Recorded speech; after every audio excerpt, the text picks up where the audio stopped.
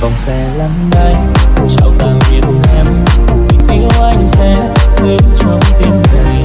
Vội vàng lắm từng giọt nước mắt để em không thấy nỗi buồn của anh giờ sẽ đã đi, chỉ anh một mình lòng đau như cát, nhớ em thật nhiều.